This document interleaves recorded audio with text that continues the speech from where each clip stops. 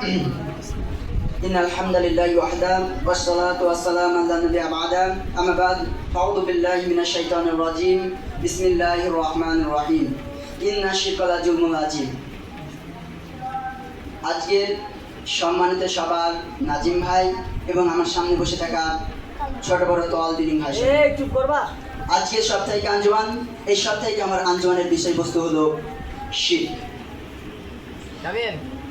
শিরক এমন একটি বিষয়, শিরক পৃথিবীতে সব থেকে বড় পাপ হলো শিরক করা। এর চেয়ে বড় পাপ আর পৃথিবীতে হয় না এই শিরক। যদি কোনো ব্যক্তি শিরক করে তাহলে ওই ব্যক্তিকে আল্লাহ তাআলা ক্ষমা করবে না। এই শিরকের ব্যাপারে সূরা লুকমানের 13 নম্বর আয়াতের মধ্যে লুকমান হাকিম তার ছেলেকে উপদেশ দিয়ে বলছে, وَإِذْ قَالَ لُقْمَانُ لِابْنِهِ وَهُوَ يَعِظُهُ يَا بُنَيَّ لَا تُشْرِكْ بِاللَّهِ إِنَّ الشِّرْكَ لَظُلْمٌ عَظِيمٌ। লুকমান হাকিম তার ছেলেকে উপদেশ দিয়ে বলছে, হে আমার আদরের সন্তান, তুমি আল্লাহর সাথে শরীক করো না, তুমি আল্লাহর সাথে শরীক করো না, কেননা শরীক বড় অত্যাচার, শরীক বড় জুলুম। তাহলে এই আয়াতটা আমরা বুঝতে পারলাম যে শিরক হলো বড় অপরাধ। এই শিরক যদি করে তাহলে আল্লাহ তাআলা ক্ষমা করবে না।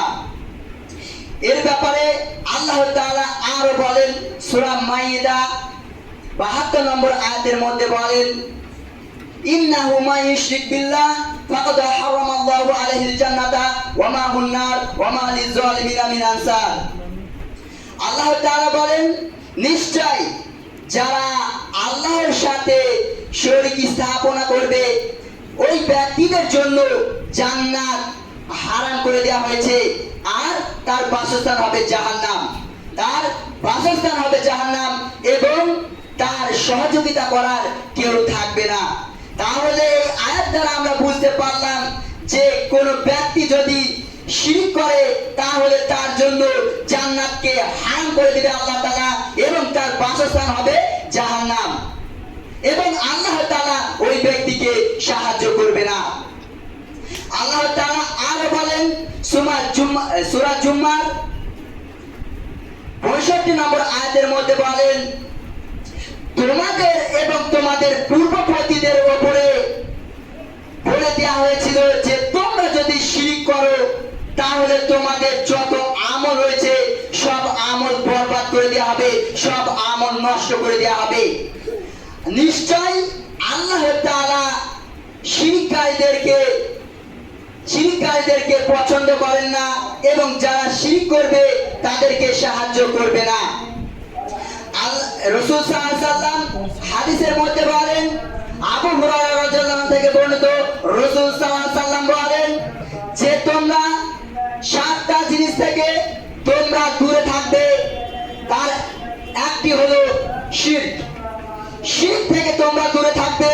যদি তোমাদেরকে যদি দুনিয়ার বুকে যদি হত্যা করে ফেলে, যদি হত্যা করার হুমকি দেয়, তোমাদেরকে যদি মার্ডার করার হুমকি দেয়, তবু তোমরা আল্লাহর সাথে শরীক করো না, কেননা শরীক হলো বড় জুলুম, বড় অত্যাচার। আল্লাহ তোমাদেরকে এই শরীক থেকে তোমাদেরকে ক্ষমা করবে না।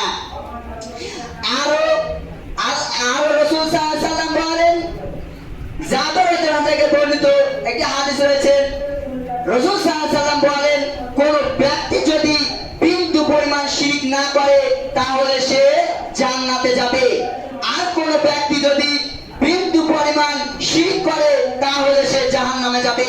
তাহলে এই উক্ত হাদিস দ্বারা আমরা বুঝতে পারলাম কেউ যদি শিরক করে তাহলে তার জন্য জাহান্নাম রেডি করা রয়েছে, সে জাহান্নামে যাবে।